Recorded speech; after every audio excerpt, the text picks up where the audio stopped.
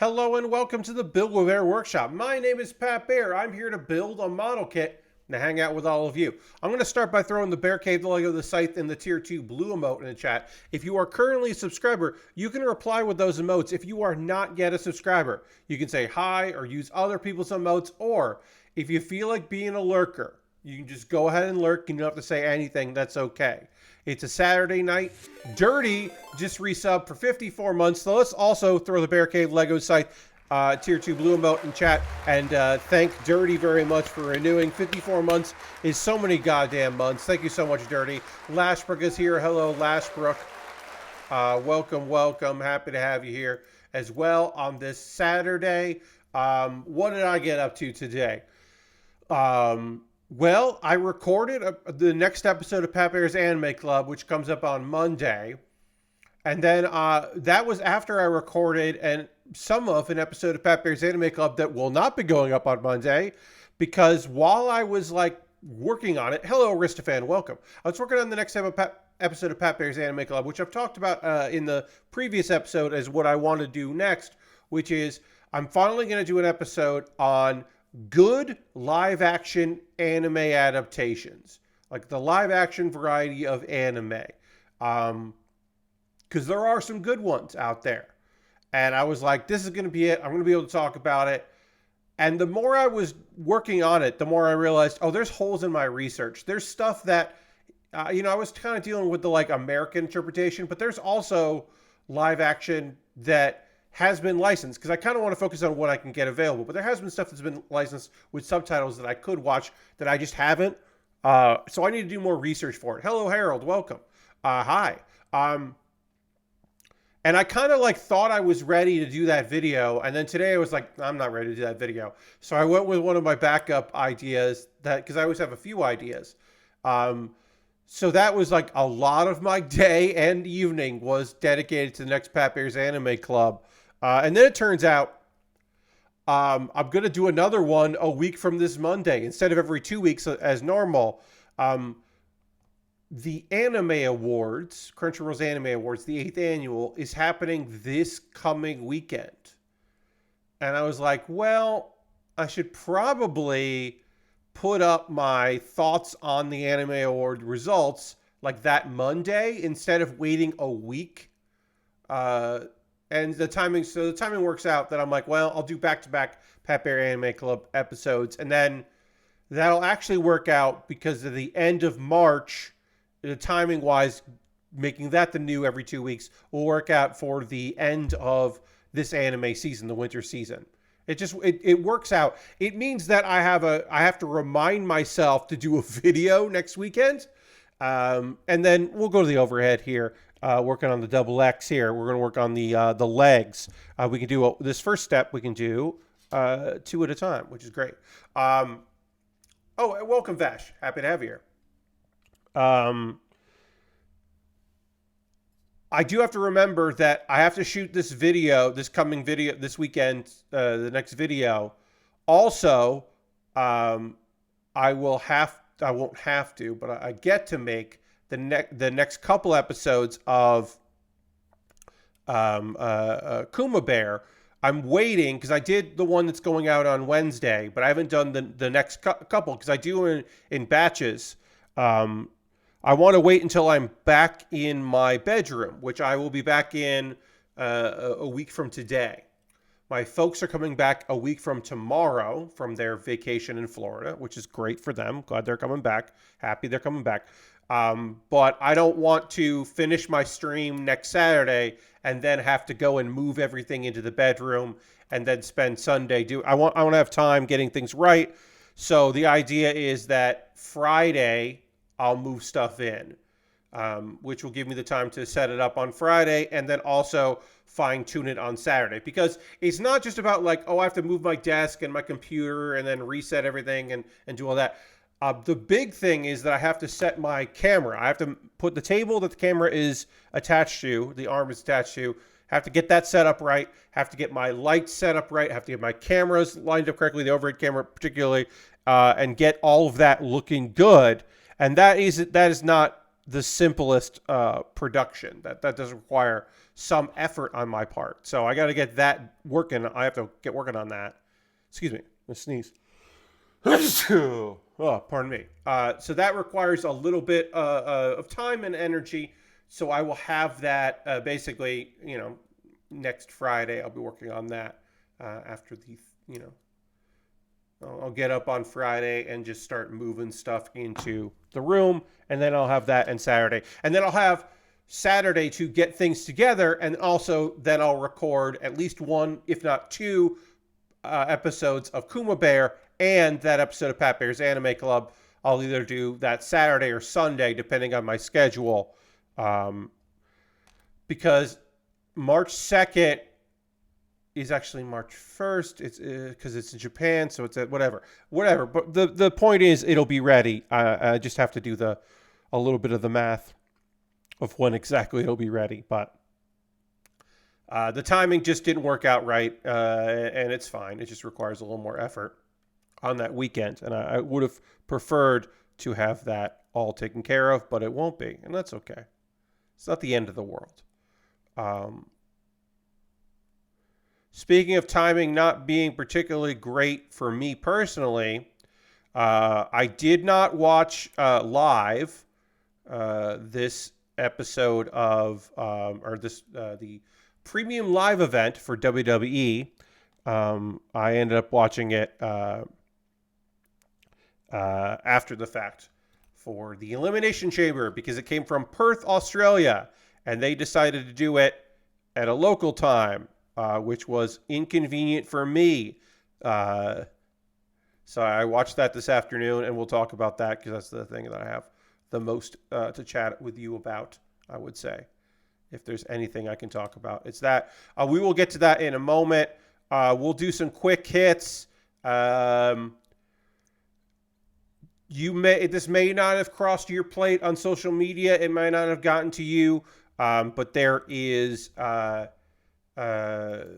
feed was abuzz with some talk about the share zone, which of course there's no commentary there from the share zone to get to the point on it. There have been accusations made that at a certain point, the share zone became a little less fun and a little less good and a lot more focused on selling T-shirts and merchandise. And it was weird because it was like, is this the thing that you're selling out on? Okay. And it turns out that Jane Moon has made a musician and producer has made the claim that, hey, I and a group of people started the Share Zone, the meme generator, the aggressive skeleton man who is fairly progressive and fun and nonsensical. That account, which is like a meme on that style of aggressive, Christian, but bro, but still trying to be cool Facebook kind of thing. Hello, Vicky. Welcome. So the Share Zone was started by a collective of people where many of the posts, if not most of the posts, were coming from this Jane Moon. And at some point, Drew Toothpaste got involved and then got very involved and then got obsessively involved. And then, again, according to Jane, made up some accusations to basically kick Jane out, who never saw her share of the money they made up from a Kickstarter and future profits, and is apparently somewhat encouraged by the H Bomber guy video on Liars Lying to be like, okay, I have some receipts. Here's the deal. and it's fucked up and it sucks. And you know, and I'm not the only person that was like, that kind of explains why the share zone got like kind of started sucking. It's like, oh yeah, all right. Yeah. A dude, yeah, money, as always, money ruins things. Shitty people coming in ruins things. This, and what am I going to say right now is not an attack on Jane, right? Because Jane, within hindsight, can say like, "Oh, here's where I made this mistake. Here's where I made that mistake." I can share this just as a personal thing to you out there, that if you are doing a creative project for fun with friends, that's fucking rad. That's awesome. At a certain point, that fun thing one person in the group, it might be you, or just the way things are going, the desire to try to turn that into something could rear its head. And if that does, you treat it like a business when it becomes one. Don't just let it be a fun time handshake deal thing, right? Take ownership of your creativity and your creative endeavors. You know, some people laughed when I said that the D&D campaigns that I currently do with my crew, one of our, you know, everybody has their, not everybody, but a lot of people do their like episode 0 thing where they like talk about like, hey, here's what I'm comfortable with. Here's like what we could put behind smoke or veils. Here's what I'm just not interested in dealing with. That kind of thing, right? Not everyone does that, but I do recommend it. Our episode 0 was defining what the D&D was going to be, specifically defining it as all of us are creatives. Some of us are comedy people. Some of us are presenters. Some of us are writers. This is not a thing that we're going to try to turn into something. This is for us. This is outside the creative, our pursuits of entertainment. This is literally escape for us so that we can do this D&D thing. And that was very important for a couple people who, 2 of our members of our crew cannot do outside stuff due to their creative contracts they have for their jobs. Like they couldn't do a live game. We couldn't put it up as a podcast or put it up as a video or anything like that. They would not be allowed due to their current jobs in various fields. So that was important to them. For me, it was important to have something that, like, yeah, I'm going to talk about it here on stream, but it's not something that I'm trying to monetize. It's a hobby that I don't monetize. And that's very important to have. But the other thing is we set precedent there, or we set we defined the terms there so that it couldn't grow in a direction we're prepared for how it grows, right? It can't get away from us. Like, there's not necessarily anything to stop me from doing a League of Heels show without Aaron Trites. I wouldn't do that. But like, neither of us, like either of us could do that, I guess. Like, Aaron could do a League of Heels without me, and I guess I could do a League of Heels without Aaron. We wouldn't, but like, what if one of us wasn't cool? What if one of us was shitty? Like, it would be weird if either of us did merchandise for League of Heels without telling the other, but like, nothing's really stopping us. Or like, Aaron could pitch could pitch a League of Heels panel, and then when it got accepted, go, oh yeah, we're doing a League of Heels panel, Pat. Like, Aaron could do that. It would be weird if he did, but there's nothing stopping him, because that thing is for fun, but also has sometimes paid itself back. You know what I mean? So there's like, money has moved around for that project. So theoretically, one of us could decide that it could make more money, and we could push it to try to make more money. Again, we wouldn't, but we could, because we didn't meet about it. We didn't talk about it. Like, the conversation hasn't happened. So that's my big takeaway from this thing, is that, well, one, trust your instincts, and not enough of us do, right? Not enough of us. There is a tendency in some of us to think that they're overreacting or anything like that, and you're probably not. If you have people in your lives to bounce stuff off of, please do. It's not a mistake, but Jane Moon was misguided in that she was looking for the other people involved to also have a reaction of like, yeah, this is really weird. And when that didn't happen, it had a gaslighting effect on her, right? There was actual pure gaslighting happening, but there was also this like feeling of, oh, I'm being gaslit here because nobody else is reacting to this like I would react to this. Like I'm, and you feel like, oh, I'm alone. Maybe I'm crazy. You start to think that like maybe I'm wrong about this. Maybe I'm overreacting to this situation, which feels out there. So I would say like, yeah, if you're in a collective thing, you gotta check in with people outside of that, because outside perspectives can be awesome. They can just be so nice.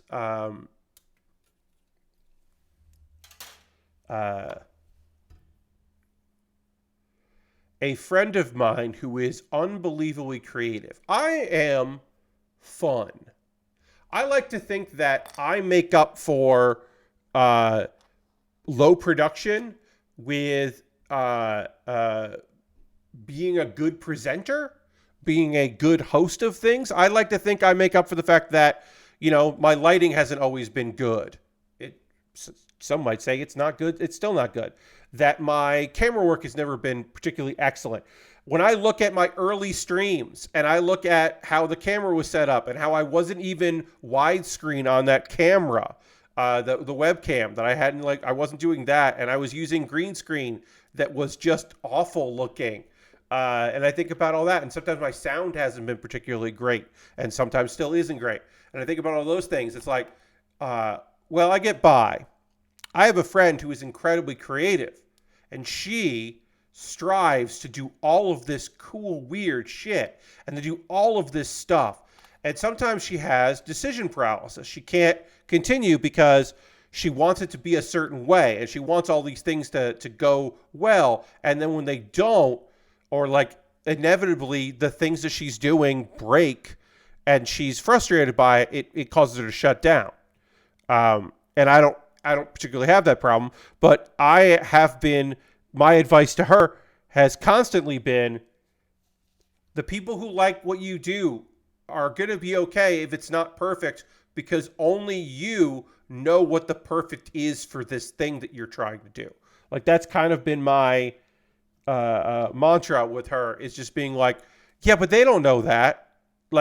It's one thing to, hey, Lord Crashington, it's one thing to make promises and then be unable to keep those promises, because that does eat people up. I understand that can be a bummer when you make promises and you can't fulfill those.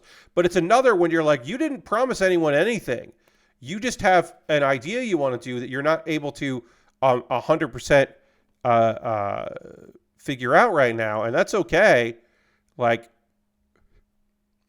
For this particular friend, a sentence that I have said on more than one occasion is, oh, we got raided. Welcome, Shanks. Hello, Shankson. Shaxon Kitsune. I said your name wrong a lot there. Shaxon Kitsune, welcome. Welcome, Raiders. I'm Pat Baer. I build model kits and Lego sets. We talk about video games and anime and all kinds of stuff. We're working on the Double X from Gundam X. You got the name right there. Great. And if you're like, Pat, I know a lot of Gundams. I don't remember Gundam X. That makes sense. It was poorly received in Japan. They basically cut their episode order and had to kind of rush through it. And then it didn't come out in the United States. It didn't get a DVD release until 2000s, like way late. And then it didn't get a Blu-ray release until a couple years ago. It is, by many accounts, so Crashing wants me to dance button, and I will hit the dance button. I want to check what numbers I need. I need 10 and 11 here. Okay. Which one is 11? What?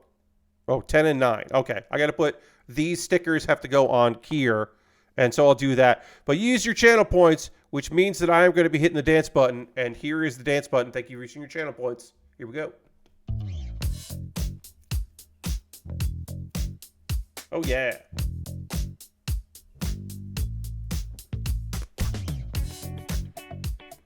Thank you for using your channel points. Now we're going to put some stickers on this thing. Anyway, if you're unfamiliar with this kit, this is the second of the main Gundams. Yes, indeed. And it is, it's a fun design. I really like the X and the Double X. Yeah, the series didn't do well at all. It was the least popular Gundam series for a while until the Super Deformed Gundam series came out, and Japan was like, no, we don't like this. But that one did well in America. So, but X has, say this, X has heart. Its biggest problem is its pacing. Its second biggest problem is it's not Gundam Wing. But it has great, oh God, the OP and the ED. Oh, both OPs are top tier. They're so good. So good. Dreams, oh, banger. It's real good. But yeah, After Colony, Gundam X is like bleak in its backgrounds because it's after the colony wars of Earth. Like, it's supposed to be like rebuilding. It's a close if not an actual apocalyptic event that people are just struggling to survive in. There's not a lot of mobile suits. There's very little Gundam in this Gundam series, and it's mostly about like new types and scavengers and like a good supporting cast and like a young guy trying to be a cool hero for the girl he likes. And it's just like, it's pretty great for that. It's just not, it's not a banger. And like I said, its biggest problem is the pacing of it. And its second biggest problem is that it came out after Wing. And you may remember that Gundam Wing was kind of a big deal in Japan and and then later in America. Like, it's kind of a big fucking thing. So if your show is not hitting and you come out right after that, like, tough. Because G Gundam is a huge swing. G Gundam is not successful in a lot of things, but it is a huge swing. It is a series that is going for it. G Gundam goes for it. And then Gundam Wing takes the formula of Gundam and makes it a shonen, and then gives you, like, depending on your tastes, 3 to 5 pretty boys, like, depending on your vibes. And then, like, some handsome older men and, like, some tough ladies. And the tough ladies are like different vibes of tough lady. And there's like one lady that's not tough, but like she's got heart. There's like conniving lady. Like there's just like a lot for a lot of people that maybe were looking for a drama and there's mobile suits and stuff, and that's cool. And then also Wing was like, what if every mobile suit in this anime had like a lot of personality and like really cool vibes, and they all felt a little different. And we've got some classic mobile suit stuff and like really well-built grunts that look cool and people will be really into for decades. And it's just like a lot of care went into Wing. And then also, 2 Mix did the music. And it's just like bangers, unbelievable bangers, unbelievable OPs. Like, what are we doing here? Like, best of a decade music, just unquestionably great music. I'm going to panel line these before they go on because they'll be harder to panel line once they go on there. Yes, welcome, hello. So G Gundam is kind of like one G Gundam kit was used in Gundam Breaker Battlelog, and like Build Fighters has like a little bit thrown in here and there, but it's even in the shows about the history of Gundam and how Gundam rules and model kits from Gundam are awesome. Like even the Gunpla loving shows don't really feature a lot of Gundam X. It's kind of the forgotten. It's one of those things where like G Gundam got way more love in those shows. It's like, wow, okay, well, I guess that's where it sits. The weird one got way more love than the little kid one. It's not for little kids, but it's got little kid energy. It's a bummer because, like I said, I like it. I do like Gundam X. I think part of the reason I like Gundam X is I watched that in fan subs because it was not regularly available. So I was so used to, as a fan sub guy, I was so used to bad VHS tape quality, like second and third generation or fourth generation, like copies of copies, that Gundam X not looking that good visually didn't really bother me because I was very used to anime not looking that good. So it's just like, yeah, of course it doesn't look that good.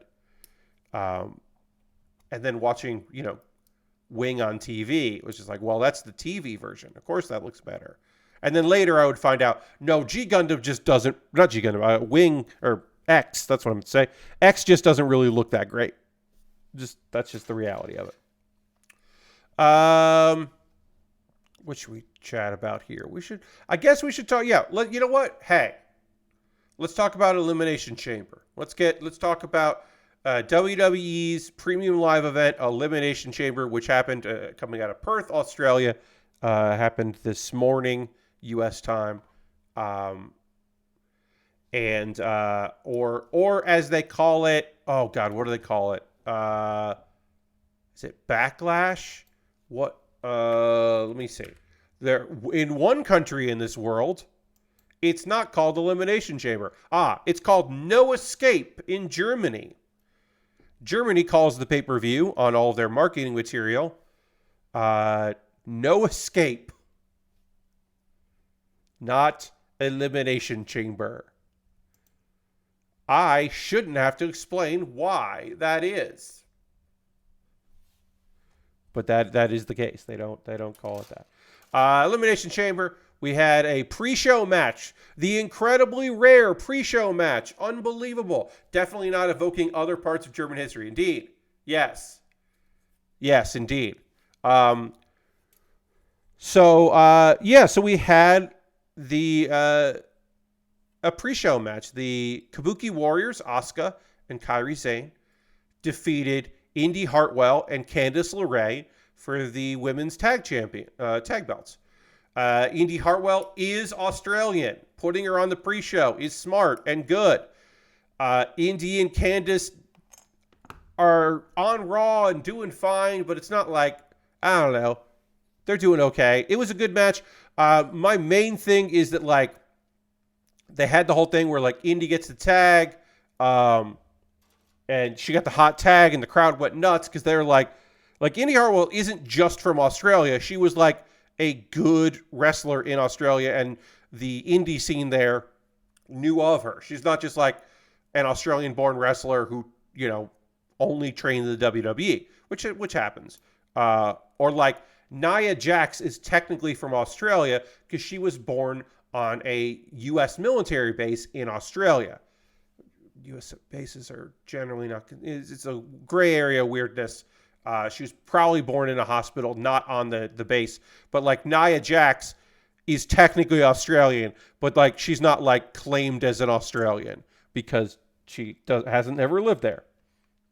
But I'm gonna just panel in this real quick here. Just hit a little marker here.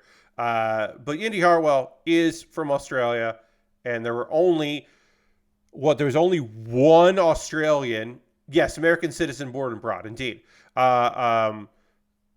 Rhea Ripley was the only Australian on the card. There was a Grayson Waller did a thing. He's Australian, but there was no other. There were no other Aussies on the card, so it was good to put Indy there. I thought the match was solid.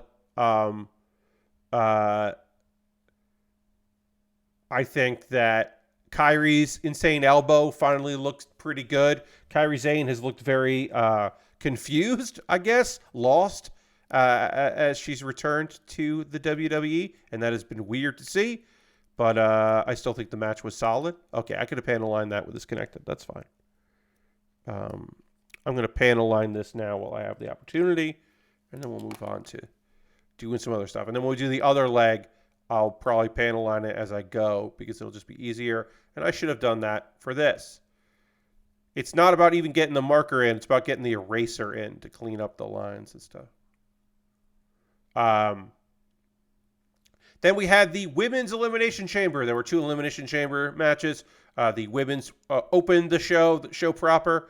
Becky Lynch, Bianca Belair, Liv Morgan, Raquel Rodriguez, Naomi, and Tiffany Stratton. Becky Lynch won. She will challenge the winner of later in the night, Rhea Ripley versus Nia Jax, winner facing Becky Lynch at WrestleMania. So this is that was what this match was for. That unfortunately, like most of Elimination Chamber, now that it is like the pit stop on the road to WrestleMania, means that the winner of the chamber is kind of figured out, like what will be the best storyline. What's the storyline that's already happening? Becky Lynch versus Rhea Ripley is the money WrestleMania match. That's the money match. Everyone basically assumed she was going to win, and then she did. And it's like, now how she got there was a compelling match where Tiffany Stratton really loved by Australia. Australia was into Tiffy time. She has barely been on the roster. She came into the main roster for right after the Royal Rumble. So for her to get Naomi, who made her return, like Naomi's not necessarily high on the card, and maybe we'll get to see something with her. But yeah, her eliminating Naomi is like, oh, okay. Raquel looks good after. I don't love Raquel Rodriguez as a wrestler. I'm not the biggest fan of Raquel, but she did look good in this match. She's got some power behind her. She looked good. She seems fine after coming back from injury. Liv Morgan definitely getting heelish. I do love that Liv. Who did Liv in? That's right. Yeah. Liv eliminated Bianca with a roll-up, and the crowd was like, boo! And the crowd had no time to react to that because immediately Becky went into finisher mode and took out Liv. And I was like, that's pretty good. That's pretty cool. Good on you.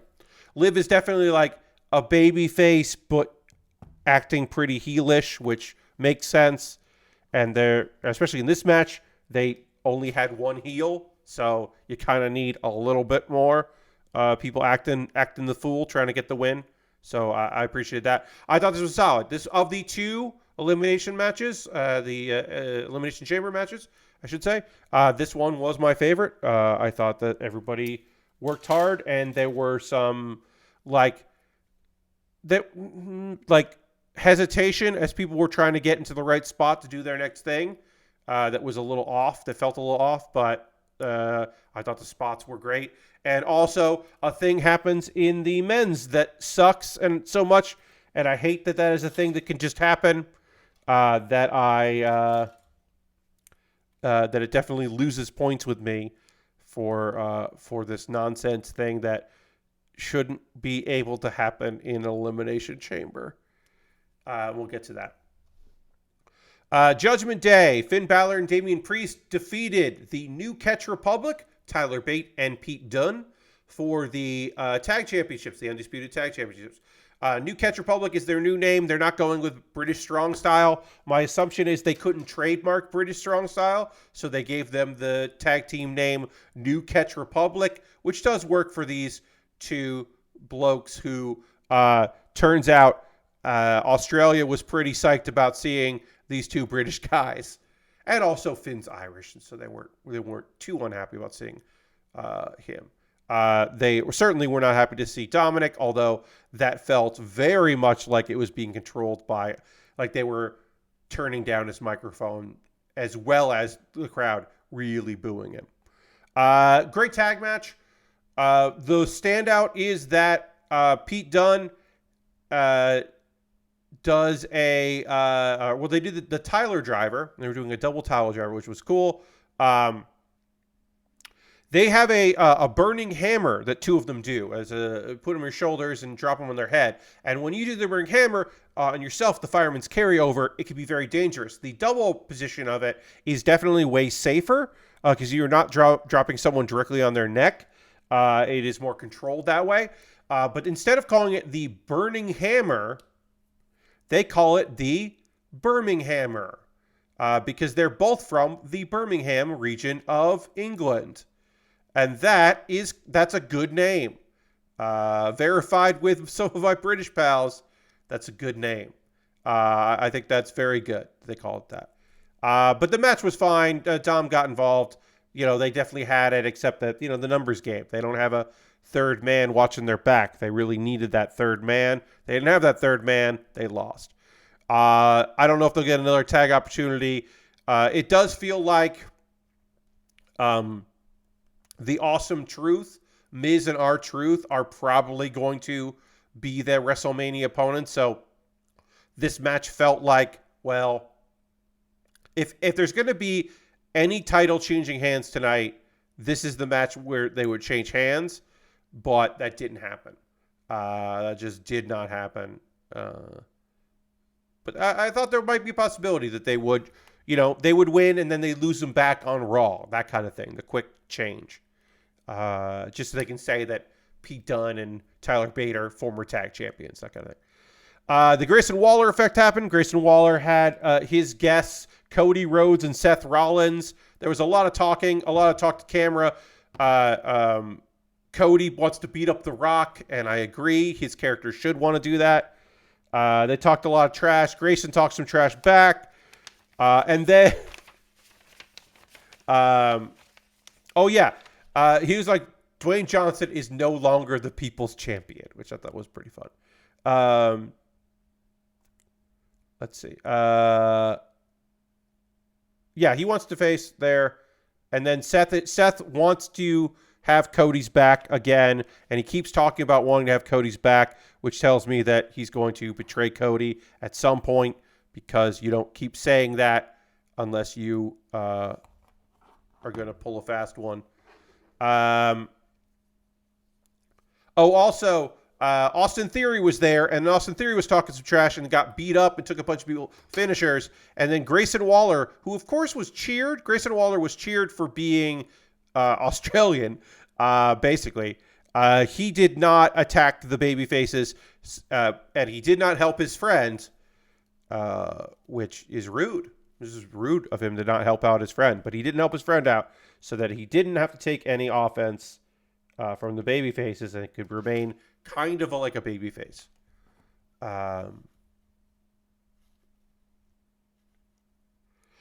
And then the men's elimination, Drew McIntyre won, which was the expected outcome. And so, hey, expected doesn't have to be wrong, but expected can sometimes not be exciting, right? Like, yeah, it makes sense for him to win. And I thought the match was solid.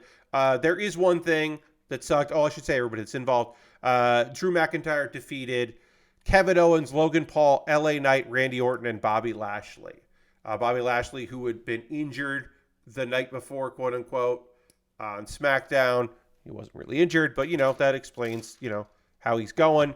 Drew McIntyre, who entered the chamber first, won the whole thing, and it makes sense that he won the whole thing because he's gonna face Seth and probably win. One thing that sucks is that LA Knight got attacked by AJ Styles. And you're like, Pat, AJ Styles wasn't in the match. And you're right. When the chamber door opened so that someone eliminated could leave, I forget who, AJ Styles rolled in.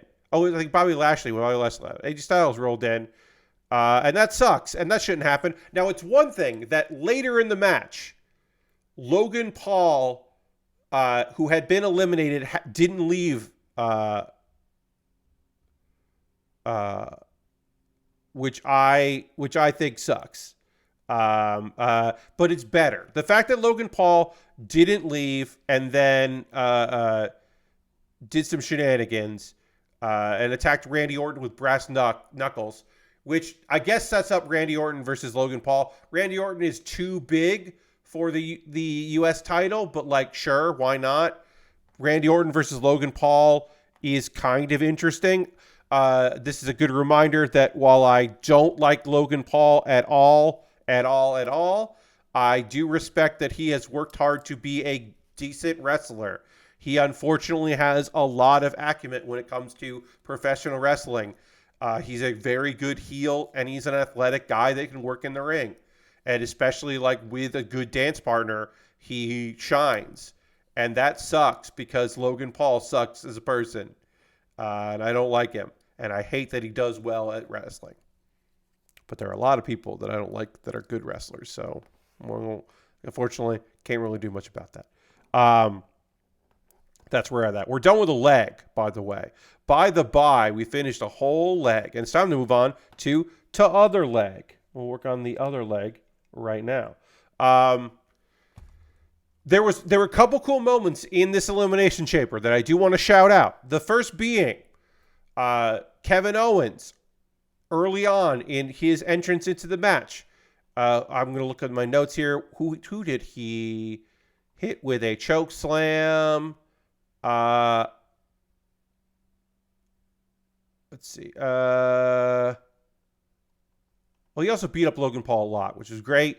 Who did he choke slam? I'm going to have to look this up. Because it was early on. Oh, yeah. Okay. He hit LA Knight with a choke slam and almost pinned him. He apparently, he promised someone and was fulfilling a Make-A-Wish by doing a visit, and that person asked him to choke slam someone. So he did the choke slam spot to fulfill a Make-A-Wish because Kevin Owens rules. Also, I can't believe I didn't say this at the top of the show. I can't believe I didn't say this at the top of talking about this match. Kevin Owens entered the building with a koala in his arms because Kevin Owens loves animals. And there was a spot where he had a koala, and that ruled. That was fucking rad as hell. It was cool as shit. I love Kevin Owens. But yeah.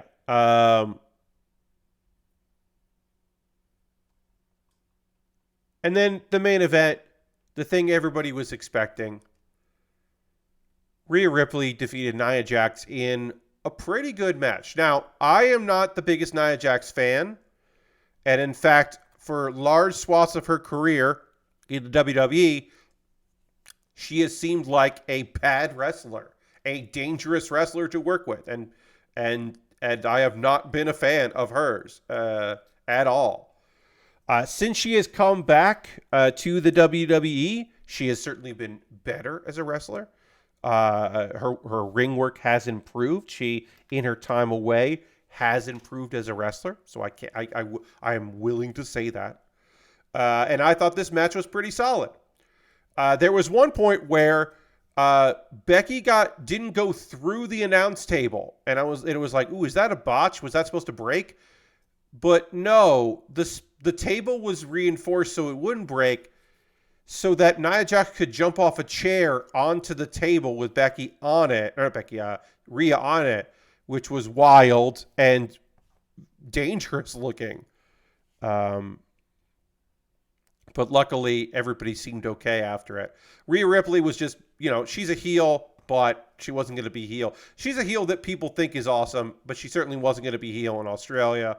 She main evented. Women's match main eventing a premium live event is more common than it used to be. Pay-per-view / premium live event, but certainly isn't the most common thing in the world. But it was totally earned there because she's fucking beloved and also a Australian champion, so it makes sense to showcase her there. And it is believed that Bronson Reed was not in the Elimination Chamber, another Australian. It is believed that he was not there because his wife is expecting any day now. So it is believed that they decided not to have him fly to Australia, which is a shame. And hopefully they'll go back to another Australian show and he can be there for that. Yeah, it was good shit. Big old superplex and the riptide, and that was it. Overall, this is a high B tier show. This is not an A+ show. I thought I saw a tweet with Bronson outright saying that. So Bronson Reed was in kayfabe was talking about how he in kayfabe had been talking about like, hey, I didn't get it done. I lost my match. I'm not able to go to that. If he said something since then, I don't know. I'm not aware of that, but he might have said something since that. He may have been able to, or whatever. Why Bronson Reed was pulled. Here is an article on Cultaholic. He was original. Okay, Bronson Reed. Okay, yeah. He was in fact originally booked for it. Complete. But plans changed. He's missing PLEs for his wife and family. Okay. All right. So I didn't see that other one. The last book. Yeah, I didn't see that. Full disclosure. Originally, I was set for the Chamber. It would have been an incredible moment. Unfortunately, plans change, but everything happens for a reason. My wife and I have our baby early. Oh, baby is due early. Okay. Baby's already born. I was supposed to miss the PLE to make sure I'm here for family. Okay. I'm a big papa. Okay, so originally he was going to be in there. I wonder who wasn't going to be in that match.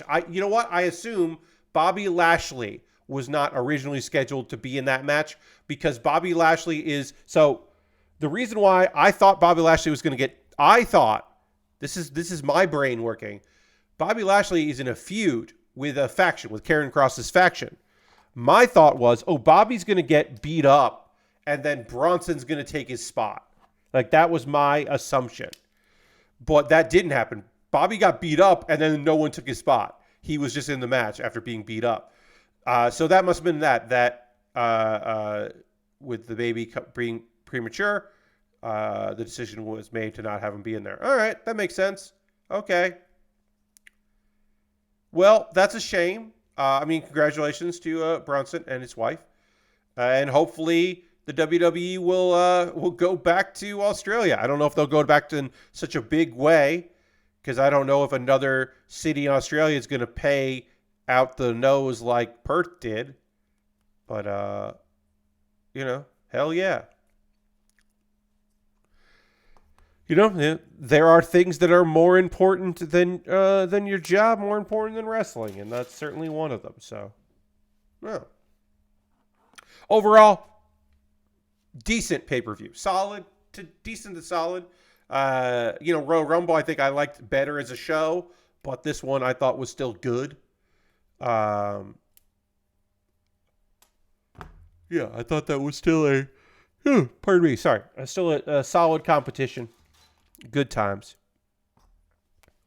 All right, let's get this together here. I was like, let me panel line this before I put it all together. And then I hadn't actually put it all together before I started paneling. Now I can finish panel lining this, and then we'll add in the solar panels on the side here. I don't think we're going to finish this kit tonight, but we'll definitely finish this up on Monday. A poll happened, and I know what my next build is going to be. Got a Lego build coming. I have my first of the Lego, the Lego City, which is a sub-brand of Lego that I haven't really worked with before. No, you know what? That's not true. We've built a couple vehicles from Lego City, but it's been a while since we did that. So I got a Lego spaceship, a Lego spacecraft that looks really cool. Let me see if I can show you the image here. Here's the image. Check that shit out. It's a cool vibe. The pilot has like a jetpack attachment, like a glider jetpack that looks really neat. It looks like it's going to be a fun build. That's the next thing that I'll be working on. Because that won my $10 patrons poll. This is wild and cool. Thank you, patrons. So that'll be the next thing that I work on. I have another kit from that, and then I added more Lego City kits to my Amazon wish list, which we'll talk about in a couple minutes. But yeah, I went ahead and added a few more to that because I thought that would be because those kits seem fun and are fairly reasonably priced. You don't have the you don't even have to pay for the Star Wars tax or the licensing tax. So pretty decently priced kits that look pretty cool. So I'll be building that next. I have my premium Bandai kit coming on Monday. Our G Gundam, from G Gundam, the Devil Gundam Clear. We of course built the Devil Gundam on stream before, the non-grade Devil Gundam, but this one is special because it is a clear version of the kit, premium Bandai reissue, and I am excited for that. Because that is very silly. That is a silly thing that I'll be working on. All right, we're done with that. Sprue, so I can put that sprue over there. That's going to be a very silly thing to work on. We haven't done a clear kit on stream in quite a while. I love the Devil Gundam and its nonsense. One of the issues with that non-grade kit of the Devil Gundam that I don't like is the feet are kind of wrong color-wise, and my hope is the clear will just look better, will look fine, or better that way. But I don't know. We'll see once we get it together how it looks. I don't know when we're going to work on that, but that'll be soon. And I am excited for that in the future. Trying to build up my backlog a little bit. Like I said, I've got a few things. I'm going to get a few more things. I added more to my wish list. Trying to have a decent enough backlog so that I'm not worried. Because I do have a couple premium Bandai kits coming beyond the one that's coming on Monday. But those are going to take a little while to arrive. Because, they're pre-orders. So I'm trying to take care of that. And all right, so then this goes here. And this goes... Wait.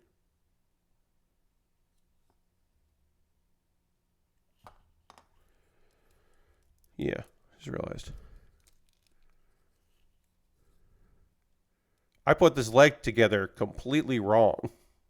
I put this leg on upside down. I was like, wait, that's not how this works. It's supposed to kick out like that. This leg I had put together wrong, and now I have put it together correctly. I can't believe I did that, and then nobody noticed either. I was like, oh, no, I just did that wrong. I was like, oh.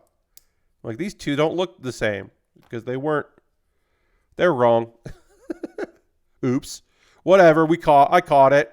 I caught it. I figured it out. I would have noticed it at some point. Would have been all right. It's some time and space. Let me get I didn't fully panel line this either. That's great. Then I need C18 and D9.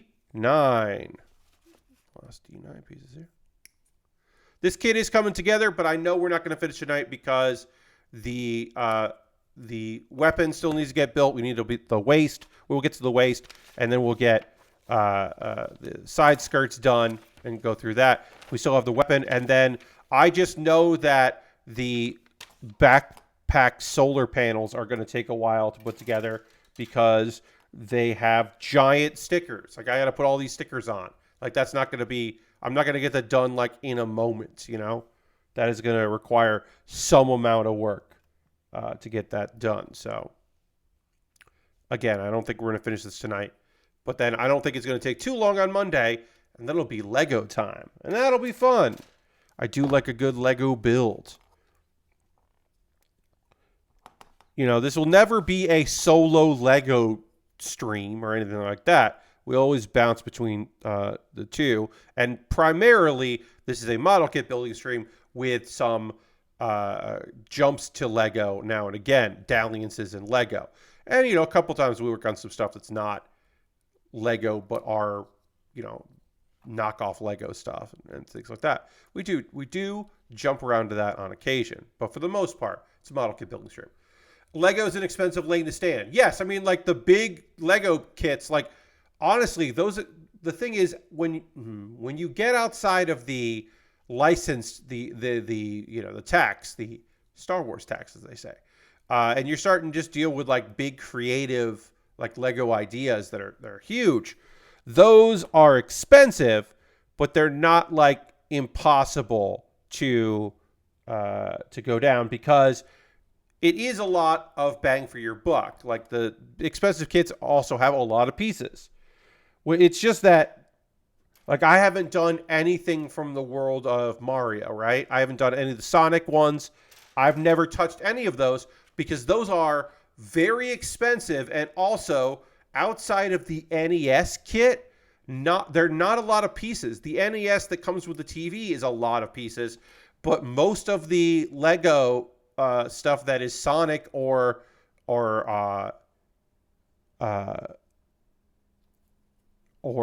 Mario is like prohibitively expensive. Just not something that I could see myself ever super getting into. It's just like, no thanks. But you know, the speed car, like the speed champions, the car things that we've worked on, like those are totally accessible and easy to like get into, and like decent, you know, the price is right on those.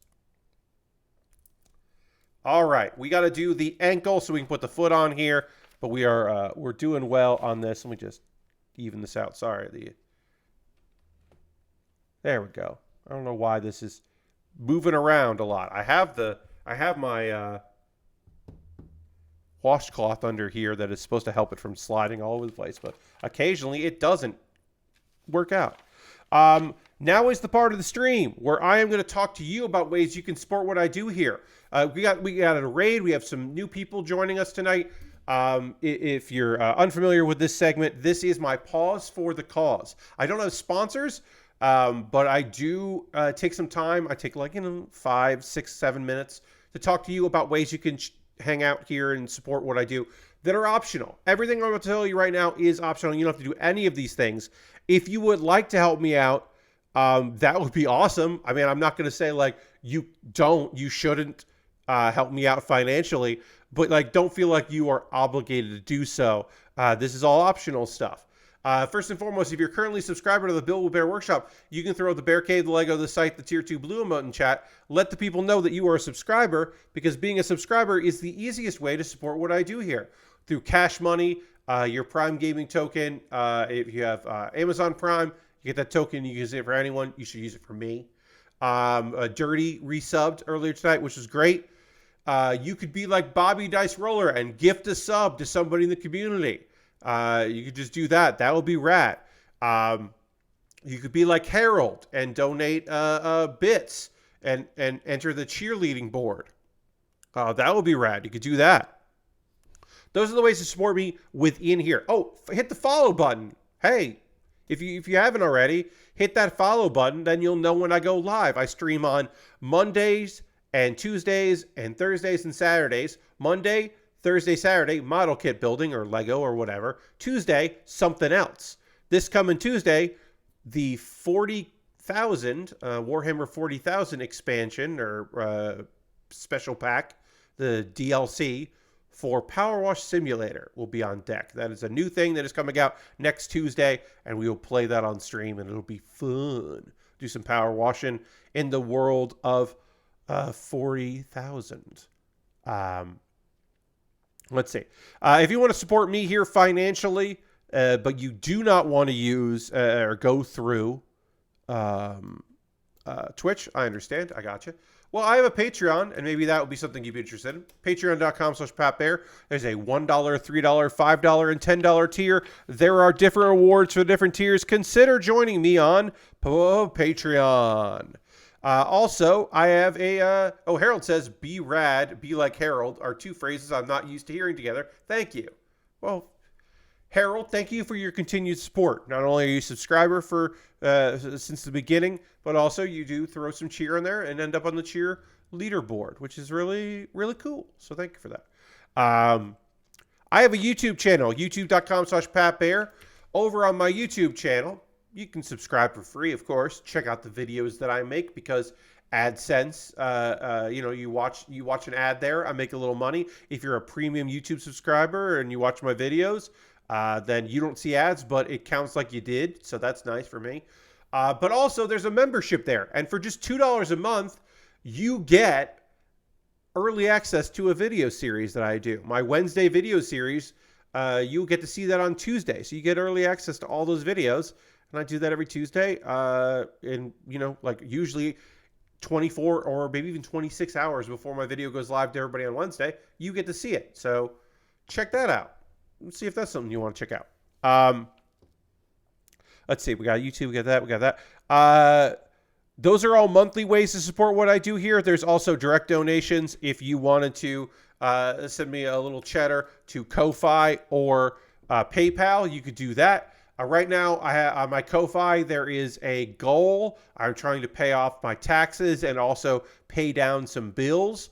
That is unrelated to these streams, but is a thing that's happening. I'm currently at 75% of my goal, which is pretty cool. So everything I make through direct donations, through AdSense on my YouTube videos, to YouTube memberships, Twitch, and Patreon, all goes into a fund. And from that fund, I buy model kits. I bought this model kit. I saw it for a good price on Amazon and went, I like the Double X. I built the X on stream. I've never built a Double X. I'm going to buy that kit. And I have a backlog of stuff that all is from your generosity, including the pre-orders of premium kits that comes from y'all, which is awesome. And as I said, I have a backlog. I'll be happy to build from that backlog. We're going to be working on a Lego set next that came from that backlog. But if you buy something from my Amazon wish list, it will jump the queue and become the next thing that I build. And it'll get a dedicated video on my YouTube channel. I recently updated this list. There's some inexpensive Lego, some expensive Lego, some inexpensive model kits, some expensive model kits. There's a pre-order in there. There are a bunch of different things at a bunch of variety of prices. Take a look there, see if there's something you'd like to see me build. I just put in a couple new Lego sets, like today, the burger truck and the hot dog truck. Whoop, what happened there? There was a sound. That was, I just got a new follow. Thank you for the follow. The Devonverse. Thank you for the follow. Appreciate that. So I got two new Lego sets there. The hot dog truck, which looks kind of like a van, but whatever. And the burger truck. And I would be happy to build those Lego sets. I got model kits, inexpensive kits, expensive kits, kits with free shipping, kits with not free shipping. All kinds of different stuff. See if there's something there you'd like to see me build and pick those up. And there's some gear at the bottom because maybe you want to buy me some gear because you want to support. You recently built the Gundam. Oh, yes, yes.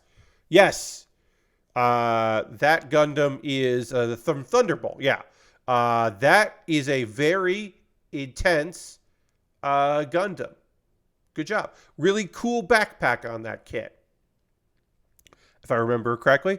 So I have my Amazon wish list. We're going to get back to building real soon. I have a throne wish list. That's my alternative to Amazon. Hey, I finally updated my throne wish list. I hadn't updated in a while, and some stuff that was on there is no longer available. So I added stuff that is available. I finally updated it. Take a look. And then, of course, the most convoluted, annoying way to support me financially, if that's something you want to do, which is optional, of course, you go to USA Gundam Store. You buy a gift card there. They send you an email with the gift card code. Then you send me a whisper here on Twitch or a DM on Twitter, because my DMs are open. And then you send me the code there, and then I will buy something from USA Gundam Store. When I tell you that more people have done that than have used Throne to buy me something, it's remarkable. You're a toy collector. You like Gundam, Power Rangers, Legos, and Transformers. Hell yeah. And Regizzle says, just got here. Who hates Gundam X? Let me at him. We've talked about it tonight. Japan hates Gundam X. They hate it. It's the second most hated Gundam series. So your answer is Japan. I have a Discord. We're going to get back to building real soon. Let me just finish this stuff up here. I have a Discord. Feel free to jump into the Discord. It's full of fine folks, and it's cool. So you can hang out there if you like. A couple video links for you to check out in your free time or in another tab if you can multitask like that. Pat Bear's Anime Club. I will have a new episode out for Pat Bear's Anime Club up on Monday. But the current episode is me talking about... God, what was that episode about? I completely forgot. Oh, yeah. The Anime Awards. Crunchyroll's Anime Awards. Have they ever gotten Anime of the Year right? And I looked at every award and kind of made my decision like, is that the winner? Was there something that should have been nominated that didn't get nominated? And I went through it. And I think I did a pretty thorough job. And then Kuma Bear is an ongoing video series where every week I do a quick recommendation. I will talk to you about that in a second. Let me finish talking about what I'm going to do, my pause for the cause, and then I can give you a little bit of a window into the Epion Real Grade. The last video link that I want to share with you, friends, is Kuma Bear.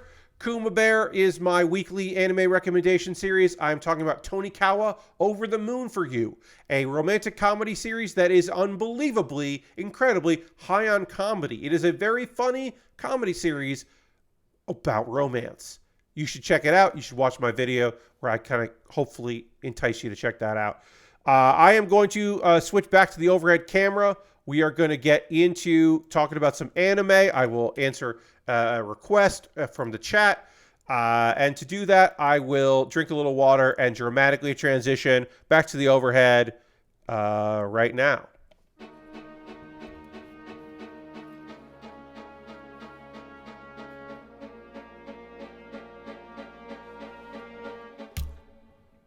This is the Gundam Epion Real Grade. There was a request to see the red Gundam behind me. This is the Gundam Epion Real Grade. Thank you to Ghost Valve. Oops, this popped out. Thank you to Ghost Valve who bought a gift card to USA Gundam Store specifically so I could build this. I'm going to fix that later. Not on stream. It's just, I need to shove that back in there. But yes, this is the Epion. It is a real grade, so it is a 144 scale kit, which rules.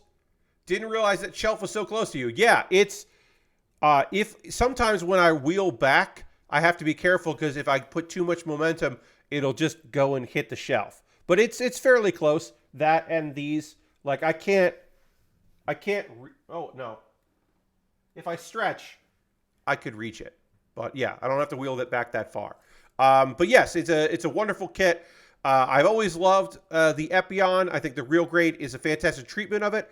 I still think, unfortunately, that the transformation doesn't look that good, but I don't know how the two-headed dragon is ever going to look good. I just think it's a lost cause. They tried. They tried with this one. And they got closer than anyone has gotten before, but I still just think that that's unfortunately an impossibility. I just think that the flight mode for the Epion is never going to look great. And I'm going to return that to where it goes. I got to make sure I don't roll over my cable. So we'll roll back here. Try not to do that, and then put it there. And then we'll, oops, I gotta move this arm. Yeah, go. And fix the desk side. And then fix there. And then after the stream, I'll just rearrange it because the beam sword is now not on the angle that I would like, which is fine. It's fine that that happened that way. But yeah. I am not somebody that spends a lot of time worried about posing. That is not a thing that I focus on. I want it to look good on a shelf, but I'm not trying to like recreate a famous scene, you know, like the heavy arms that's over there. Its arms like would be great if its arms are up in like a shooting pose. Like if I was going to do the like I'm spinning around shooting my guns, you know, thing, that would be cool. But that would require like maybe some wiring. It would require like using blue tack to like make sure the joints are bent in a different way. Whereas like that, I'm like, that's fine. I just have it posed and I think it looks neat. Yeah, but I don't put a lot of pressure on myself to like nail poses. That is not something that I focus on too much. Yeah. I you know, the display that we have going here of the various builds that I have done, I was like, you know, it's like, I want it to look nice. I'm in this room. I moved in this room in January. I'm here for another week in this room, and then I move back into another room, which will have a much smaller display because of the area of that bedroom. I don't have a lot of room to get in there. Okay, nice. But yeah, I don't focus too much on the posing. I mostly focus on the building. That is the thing I like the most, is panel lining and assembly and the design of the kits and kind of understanding how they come together. Obviously, I'm streaming the builds, so I do enjoy that. But I'm not somebody who is the display element is not the thing that I am the most focused on, because I have a lot of stuff I built that is never going to be displayed because I don't have room for everything. So it just goes into a box or a bin. Right now it's a bin. It's a very full bin and then also a box. The box, I have a box full of stuff that like won't be on display when I move into the smaller space again, but I'm keeping around for this kind of display, this kind of area. And then I have the stuff that I do want to display, and then I have to figure that out again, like where that stuff's going to go and how it's going to go together. The Epion might go into storage. I love the Epion. Don't get me wrong. I love it. But I don't know if I'll have room for it in a week when I have to move back into that room. I have to figure that out. I haven't decided yet where everything's going to go and how it's going to work out. It's not a big priority. Let's see. And then I got to put on this piece here, and we got to go the back of this here. Right? That's right. Yeah. Let's panel line that. Oh, we're going to talk about some anime now. That is the part of the stream that we are at where I talk about anime that I'm currently watching. And I'll give you some up-to-date information on the Gundams that I am currently putting together, the anime I'm currently watching. That is what happens in the second hour of the streams. I talk about the anime that I'm currently checking out. And some people are watching along. Some of y'all are watching Frieren, which is unbelievably fantastic. And we are getting to the climax of this season. This double core, we're definitely getting there. And then, of course, the Unwanted Undead Adventurer, which not a lot of people are watching, which is a shame because I think it's fantastic. I would call it a hidden gem. Luckily, that's getting a lot of love by the people making it, so that's great. But I don't see a lot of buzz about it, which is a shame. This episode of Frieren, they are taking their test for the first rank mage exam, or first class mage exam, I should say, and they have run into a situation. There is a monster that reads people's thoughts and then mimics the strongest among them, and then can use all the abilities that creature that the creature they're mimicking has. And in this case, it's a bunch of mages. So that's the reason why no one's ever completed this dungeon, is because you have to fight very strong people that look just like the people that you know. It is. I should say that this monster is called a Spiegel because this anime really likes throwing in German words on occasion. So we've got the Spiegel monster here. Deccan's party has run into a replica of Frieren, and they're like, there is no way we can beat this thing, and it's near the end of the dungeon, so we're in trouble if we can't, but we're not capable of doing that. Sorry about this, everybody. This piece likes to keep popping out, and I need it to not do that. I need this piece to not pop out, so let's try to get that together. Let's see if we can get that there. Yeah, there we go. That was annoying, but it worked. Worked out. All right, then we can attach the leg here. So Deccan's party decides they got to run. Ubel and Land are cornered by Ubel's replica, but they work together to destroy it because Ubel correctly guesses that Land will not abandon Ubel to just run away. Like, good read on what, Land seems like a pretty noble dude. So realizes like, oh, okay, yeah, we can work together. Let's see. Frieren uncovers a hidden section of the dungeon and finds a long lost mural. But then they run into Deccan's party. So they find this mural. We don't know anything about it. We'll know more, a little bit, but we don't know exactly what's going on with it. Let's see. They warned, they're like, hey, there's a replica of you. We don't know how we're going to beat that. Let's discuss it. And then they realize it's going to be tough because if this creature has all of the abilities of Frieren, not only is it very strong, it also can't be hypnotized. And illusion magic rarely works on her. Like, it has to be really good illusion magic. Edel's party runs into replica, and they try to use mind magic. So they realize, oh shit, we can't. This creature doesn't have a mind, so mind control doesn't even work on it. Let's see. Edel is injured and breaks her bottle to escape, and she's like, hey, you got to go and tell the others about this, that we learned they don't have minds. Like, I can't do this.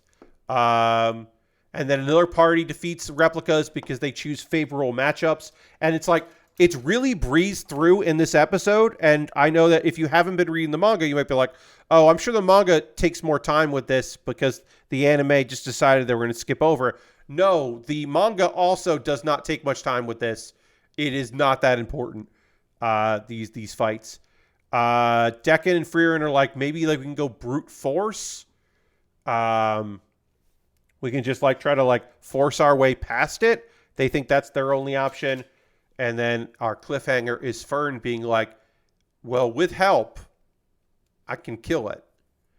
Which would make sense. Like, Fern does have like untapped potential and does know Frieren better than any other mage in this thing. So I could see her being successful in that. This episode did have some action and some like minor characters that aren't like super important. Got some moments to shine, which is fun and you want that. But it wasn't like it's the prelude or the prelude to next week's episode, which is going to be the one with a lot of cool action and shit. Like, that's the one that you want to see is next week's episode. All right, let's panel line this before I put it together here. Got a sticker on here. We'll do a little panel lining. So yeah, not the best episode of Frieren, but like it's building, and there were some cool moments. Okay, so this episode of the Unwanted Undead Adventurer was like kind of like like a a bottle episode or like a Monster of the Week episode, and it was handled fairly well. The manga version as well. So Red is trying to lay low on the guild because a bunch of, even though he's now ranked up, some novices have been kidnapped. And because he's so strong and came out of nowhere, he's being suspected by the guildmaster. So he's trying to lay low. He gets his new sword, but he learns of a technique that might help him advance even farther. But it requires having high level equipment. And how is he going to make money if he can't take guild jobs? But that gets solved because he gets hired by someone named Ryantus, who is not going through the guild. This is not an official guild request. He has been just being hired by a guy from a village, and he's just like, hey, so there's a lake lord, a local lord of the lake, and we've been told we have to sacrifice women to it. And that's the number is increasing, and my sister is the next sacrifice, and I want you to stop it. And apparently his sister is pissed off about that because she's already like come to terms with it. Amorous. But Rhett is like, something's off. Like there's some traders that are nearby, some merchants that are nearby that he's like, doesn't like the vibe of. And so he's like, there's something else going on here. So they hide out and watch the sacrifice because he's like, I guess I'm going to fight this lake lord. I've been hired to do a job. Turns out there is no lake lord. It is an illusion spell. And all of the girls are being kidnapped because these traders are slavers. So Rhett rescues all the girls and stops the traders. And he gets paid, and also Amorous kisses him as a thank you right through the mask because he's wearing a mask the whole time, which he was surprised. He was shocked by. That doesn't happen. And he realizes, okay, so these traders were only targeting girls. This probably doesn't have anything to do with the missing adventurers. That is probably unrelated.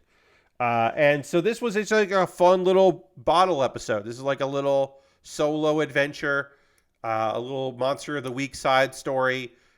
We got to see Rhett be smart instead of just strong. And this guy who they're unaware is part monster or fully monster with a conscience of a human, acting pretty heroic. And that's cool. We get to see Rhett be a cool dude. Again, a good series that I feel like is overlooked. I've talked about this before, but I saw a reviewer for Anime News Network. And some of the reviewers are volunteer and some of them are paid. I don't know which one this one was, but I did see someone go, I did see somebody be like, there's so much narration. It's just like, yeah, it's mood. It's the first episode. Like, what are you talking about? Yeah, Harold. Yeah, I mean, like we don't have to get into too hard. Certainly, Hobby Lobby uses the money they make from being a corporation to make life very difficult for a lot of people, and use their political influence to make it hard for quite a few folks out there. And they're certainly not the best company in the world.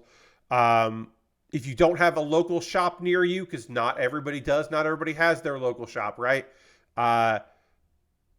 It's like there are online stores that will ship to you. USA Gundam Store, Gundam Planet.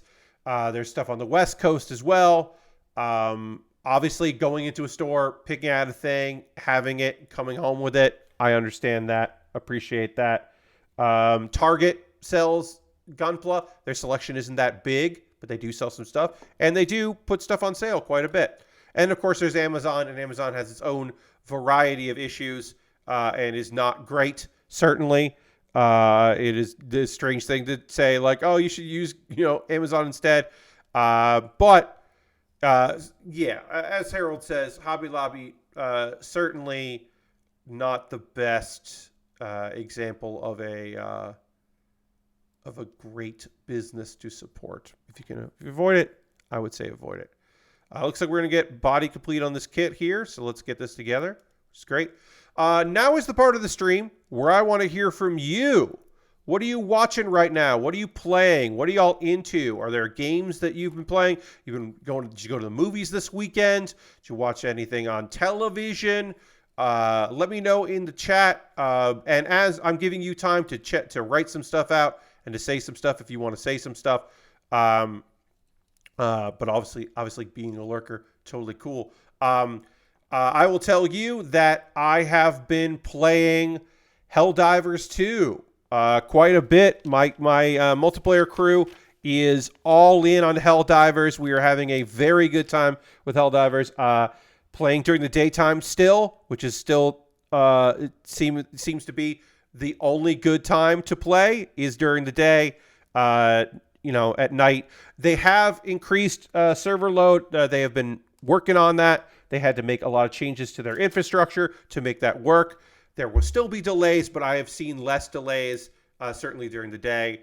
And also, I have been playing Balatro, and that is a game that I am not great at, but I am having fun with it. It is a game that I am happy to be not the best at.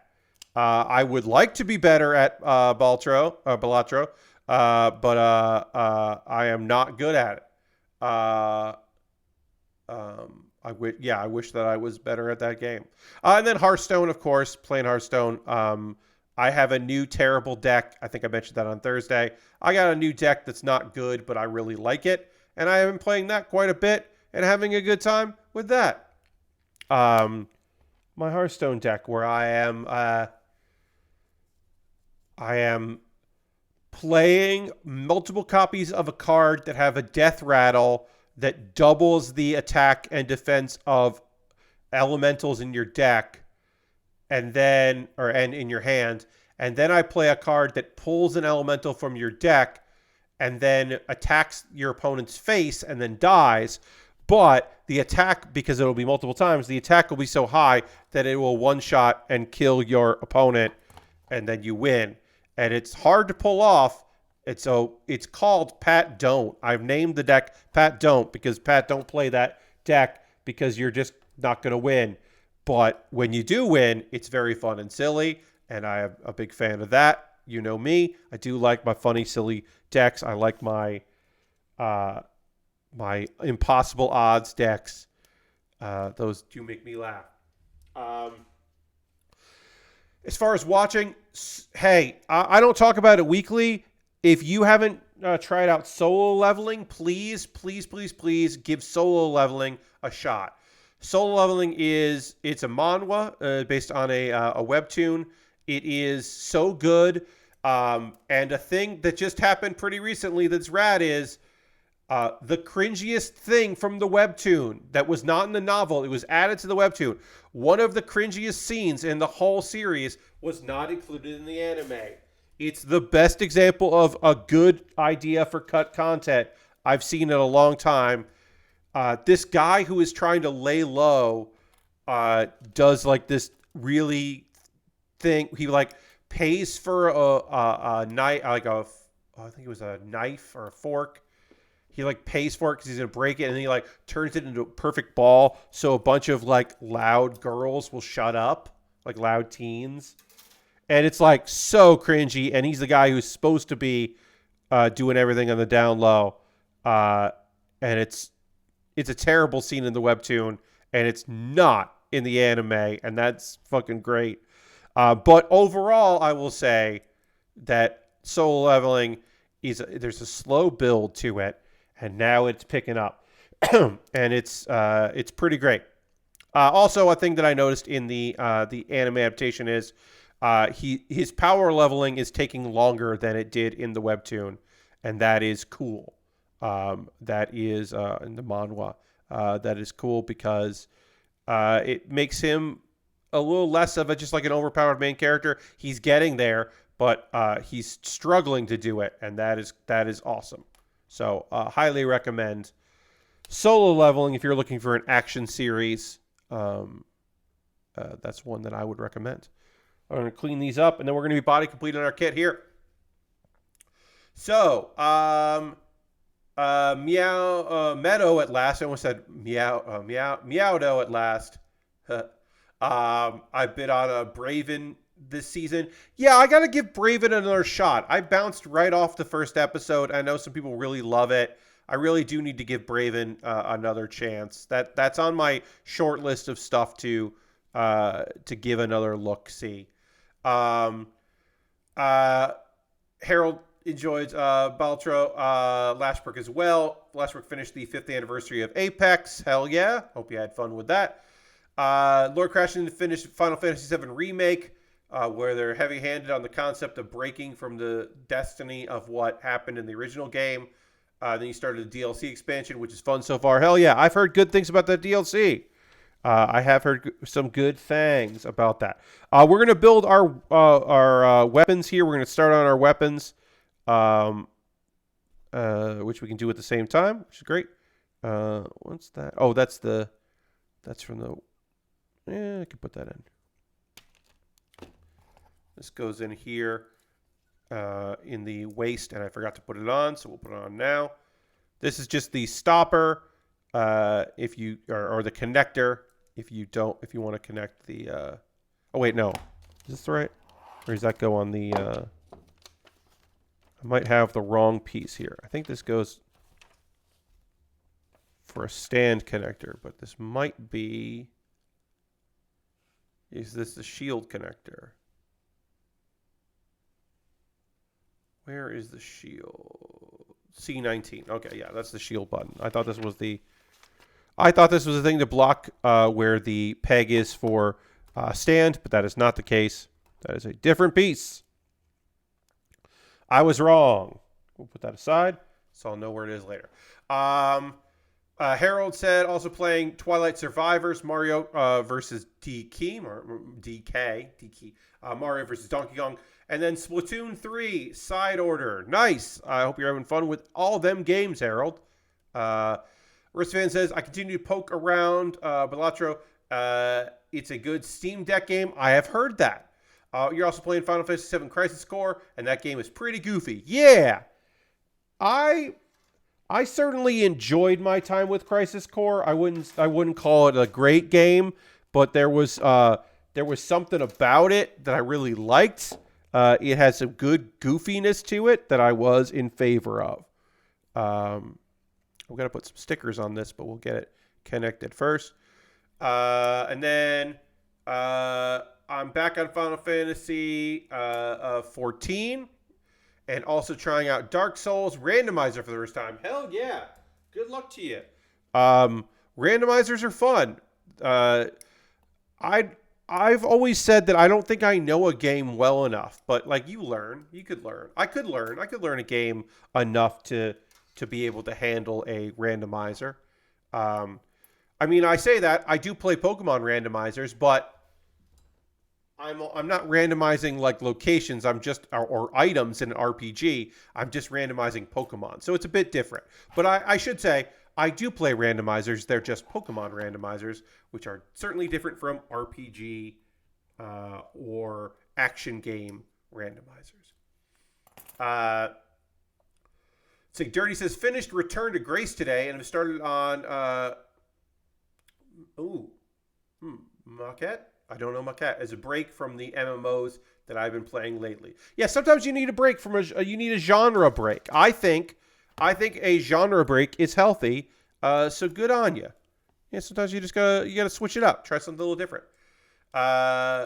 Lord Crashin got a new truck in American Truck Simulator, hell yeah, with some fancy screens for the dashboards. So I'm excited to drive around. I love that. Yeah, the old new wheels. That is a classic, right? You know, you're like, oh, I got this new thing. I can't wait to go and do whatever. Like, oh, or you know, sometimes that's like, I've got this new weapon. I want to go to early stages where this weapon can really shine and be goofy or whatever. Or I got new powers. I unlocked a new ability. I want to see how this works in this area or whatever. Like that is fun. But sometimes it's just like, yeah, I got this new truck. I want to drive around in it. It's like, yeah, hell yeah. I hope you have fun with it. That's awesome. Of course, I do have the DLC for Power Wash Simulator. I'm going to be buying that for Tuesday, and I will at least get that downloaded. I think we're going to start completely fresh. I know that there's like some things will be pretty easy to power wash, and some things will take some time. I'm debating if I'm going to finish the first thing. I think I will, depending on if they do the thing where only one job is available when you start. I will finish that job during the day because it's going to come out on a Tuesday and I'm going to stream Tuesday night.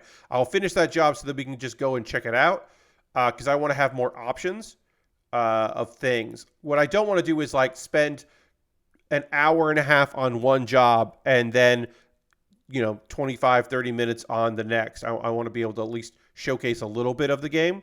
So I think I'm going to try to get through one, maybe two, so we can go back and just tour them and then watch like the third one. I don't think I'm going to do like 2 streams of Power Wash Simulator of the 40,000, but I might do a second stream where we can look at some of the other ones later in it. I will probably put that up as an option as something we can do, which is to try that out. But I'm not going to say for sure.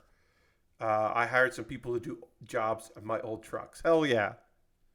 Hell yeah. But again, I don't know for sure if I'm going to if I'm going to get a second or third stream out of, or maybe not a third stream, but definitely, but a second stream out of Power Simulator. We'll see. Because March is going to be a little busy. I do have a game that I'm getting a code for, at least one, and maybe another one. I might be getting a second code for another smaller indie game. But it looks like I'm definitely getting one code, which is going to be great. Because that's not a thing that I get, so traditionally. So it'll be nice to do that. Be nice to like have some codes for a game, especially this one that's coming out that looks really fucking neat. So I'm excited to work on that. We're getting the shoulder mounted weapons done here, and then the next step is to build what some people call wings, but are the solar panels. We got to build those next, but I don't want to build the solar panels yet until probably not going to get to that until Monday's stream because we got to panel line this, so we'll probably end with panel lining this stuff up. Also, I dropped my X-Acto blade, which I can get, but I definitely want to have my X-Acto blade for putting on big stickers. And as always, I'm always better at stickers at the beginning of a stream instead of the end of the stream. You've created jobs at your trucking company called Here's Your Shit Incorporated. All right, well, okay, setting expectations with your job. All right, so these like slide together. They do have some slide, but if you slide too much, they fall apart. But it's still pretty neat. These are still cool, and we should panel line them. And of course, I'll have to open them up to finish the panel lining. These are going to mount here on the backpack and just go over.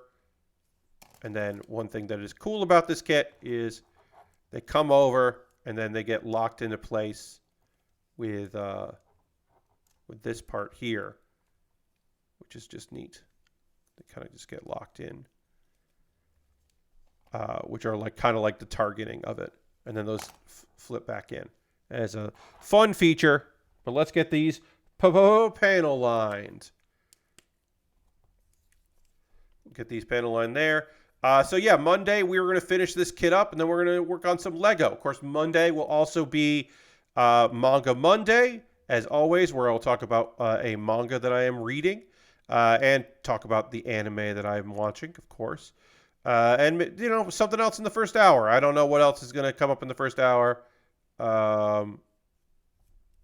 Something will happen in the next 2 days that we talk about in the first hour, because there's always something. And at the end of the day, we can always just go over the news that came out in the weekend in gaming and all that, and news of the world sometimes, and wrestling news, and all of those fine things. Didn't even mention that 2 former WWE wrestlers are now champions in New Japan Pro Wrestling, one of which we like, one of which we don't. Nick Nemeth, formerly known as Dolph Ziggler, who politically I don't agree with.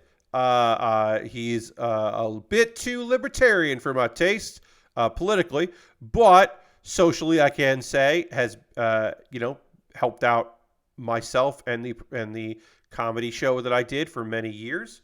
And so hats off to Dolph, to Nick. For that, I'll always appreciate it, even if I don't agree with him in many things. He became a champion in New Japan. Also, Matt Riddle is champion, and that sucks because Matt Riddle is not a good person and also clearly has a lot going on.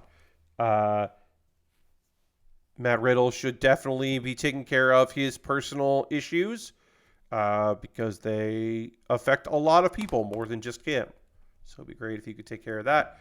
Yeah, New Japan's in a weird spot where they're like kind of all in on foreign talent. I think they are desperate for their next Will Ospreay, because Will Ospreay is leaving New Japan and he'll still work with them on occasion, but he's not going to be there all the time. And I think they are desperate for their next Will Ospreay. And I don't think it's Nick Nemeth or Matt Riddle. Matt Riddle is a ticking time bomb to getting charges for possession of marijuana, because he can only be in that country without marijuana for so long. So it's going to be an issue at some point. And then, I mean, Dolph, aka Nick Nemeth, is great, but I don't know if he's put the company on your shoulders great. But yeah, I think they're desperate for a Westerner, the next big thing Westerner, and I don't think they've put stock in either of the right ones. And then also, David Finlay has not necessarily worked out, although they seem still pretty keen on David Finlay. He is not the guy you make in front of a long-running faction. That just seems like a bad call they made. But whatever. It's a call they made. I don't know. New Japan's in a weird spot.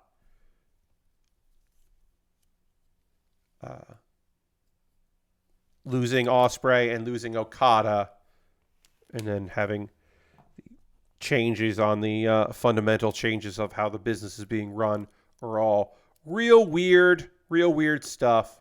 We'll see how it goes, but yeah, it's an odd company right now. They're in an odd place. Hopefully they can pull it through, because it's fucking New Japan and they're great. The nice thing is that the Chicago show is being produced by not the New Japan Strong people, because it's going to be airing in Japanese television. So theoretically, the Strong show will be produced better, because their American shows all look terrible. They're always produced very poorly and just don't look good. So fingers crossed, these will look better. Oh, I forgot to do the beam sabers here. Forgot all about the beam sabers, friends. I skipped the beam sabers. That was an oversight on my part. We got just enough time to do that before we end for the night, because we will at some point soon. And so we will have to do the solar panels. The back solar panels have to get built, and then put on, and then I have to build and put everything together, and then I have to build the gun and the shield, and then this kit will be ready to go, which will be great. All right, so this is going to go. Yes.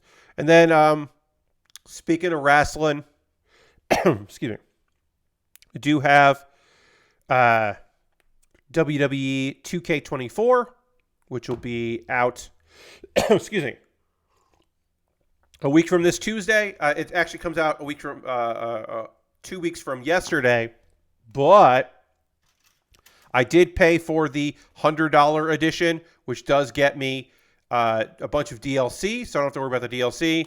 And it also gets me the game a couple days early, so I will be able to stream it that night.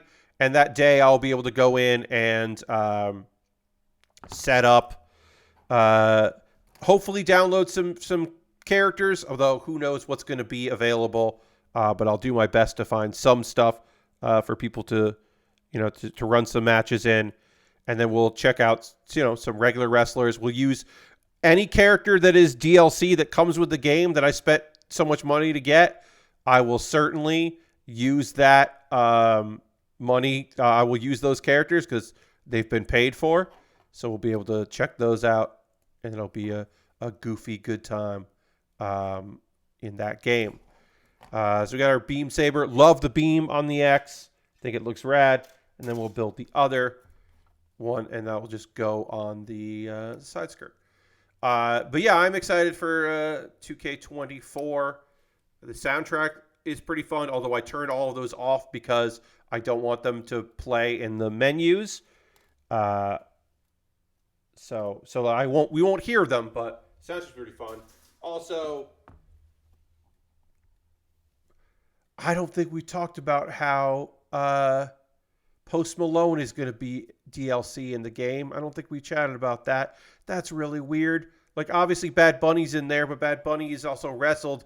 Post Malone is not wrestled. It's weird. I don't think it's I mean, as far as like DLC goes, it's kind of funny. It's kind of fun that Post Malone's going to be in there. We'll definitely have a match with Post Malone. We'll definitely do that. Like, also, the songs he picked are pretty good. It's a pretty good wide range. I'm sure he didn't necessarily pick every single one. He probably just said like, yeah. Oh, can we get that? Oh, yeah. All right. Well, whatever. Yeah. You can put my name on that. I'm sure that's more what it was, but it's still like, it's pretty fun. All right. So this is where we're going to leave off for the stream here. Yes, Sid. Posty has been very busy. Yes, he's got a lot. He's got a lot on his plate. We've got our shoulder things that we'll connect later because we have more to do with that. Happy game. Yes. Posty. Post Malone. Woo. Anyway, this kit's looking fun. This is a fun build. We're going to finish that kit off on Monday and then start a cool Lego set. But right now what's going to happen is we're going to go raid. We're going to go find some cool people doing some cool stuff that we want to go spend some time with. And we'll go do that. Because we always end with a raid. That is what we do around here. So let's see. Who is streaming right now that we want to go hang out with? And how long have they been streaming? I got to keep my eye on that because sometimes we raid people and they're done. And it's a bummer. Let's see. How long has this friend been streaming? 3 hours. No, we're not going to raid them because I don't know how much longer they're going to stream. How about this person? We raided them recently. We'll see what they're doing. They've only been streaming for 20 minutes. We're going to go hang out with Pizza Suplex because he's playing more Fuser. And that's fun. We raided him before when he was doing that. That's a good time. So let's go raid Pizza Suplex. Feel free to come along this raid. You don't have to, but I would love it if you did. And if you want to come back on Monday for more model kit building and Lego, we're going to finish this kit up. We're going to work on a new kit. That'll be fun. I would love to see you there. I hope to see you there, I should say, on Monday. Come along on this raid because it'll be fun because he's got all kinds of songs that weren't supposed to be in Fuser, and it'll be a good time. And he's a good dude. It'll be a good time. Pat's a good guy. Thanks all for much being here. I hope to see you soon. Goodbye, everybody. Goodbye. Goodbye.